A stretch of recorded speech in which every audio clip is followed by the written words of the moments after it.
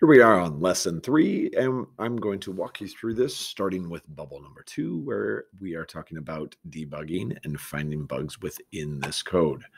Now, when you first open this, it's going to talk about that some of your coding is going to turn pink when it finds an error. And if you look right here, line 10 has an error. Yours may look a little bit different. It's got a pink P tag, and this is a closing paragraph tag. This happens to deal with the fact that most of your tags should have an opening tag and a closing tag. An opening tag has no slash, and then the slash telling the computer where to start and stop that particular element. So this element is a paragraph element. We need to tell it where to start. Now, if I'm going to move on to bubble number 3, where we're going to start talking about the heading tag.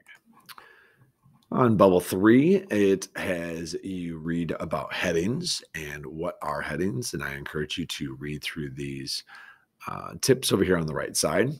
And it wants you to go through, use the inspector tool to investigate what these headings look like. For example, this is a heading 1, which is generally a page title. So this entire page is going to be about my hobbies. Then we have a subheader or a subtitle, which this one happens to be soccer. It's going to be the names of my hobbies. And then you can see on the left side, that's an H2 tag.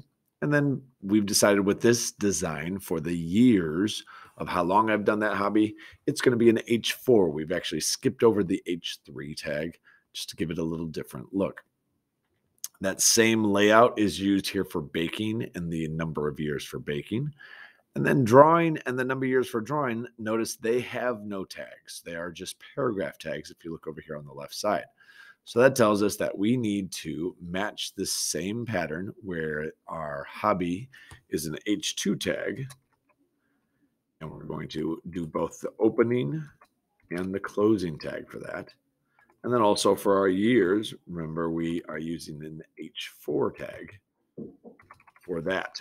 Your overall look should look like this. And this is where you come up with a structure for your page where the same elements are using the same tag sizes. So titles, subtitles, and then details here. Then we move on to bubble number 4. Bubble 4 leads you through having really just biggest, medium, small, small, and smallest.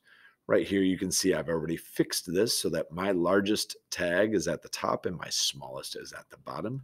You're going to just need to adjust your H tags over here on the left side to make that match.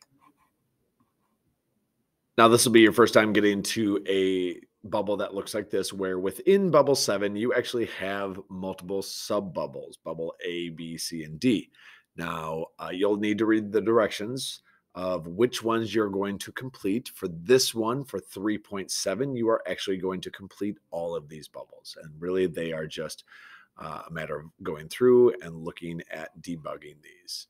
When you get to bubble 8, there are going to be a set of steps here to be able to go through and work through these. I want you to take a look at the layout here and what you want that to look like. The way this looks at the beginning when you first open it does not look like this. So over here on the right side, you can kind of get a glimpse of what this should look like. And this is how yours starts out. Just a solid block of text, which really, if you look over here on the left side, whoever the programmer was did do a good layout of setting this up, but they did a bad job of adding their tags. So right here, My Pets is the title, so you should put an H1 tag around that. This is a paragraph, so you should surround that with an opening and closing paragraph tag. This is a subtitle, so that should be an H2 tag. And then this is a detail, so I would make that an H4 tag, just like we did back here on bubble 3 or 4, where we were working with our hobbies. So figuring out what that layout is and making it look that way. And then here we are on bubble number 9. This is a challenge where, according to the directions, you are just going to pick 2 of these. And it's up to you which 2 you want to do. You can work with a partner if you want to work on the same 2. That actually helps you out. I would say some of these bottom ones are a little more challenging. And it just gives you a couple of different skills to use throughout your web pages. When you are done, make sure you finish up lesson number 3 and mark it as complete in Google Classroom.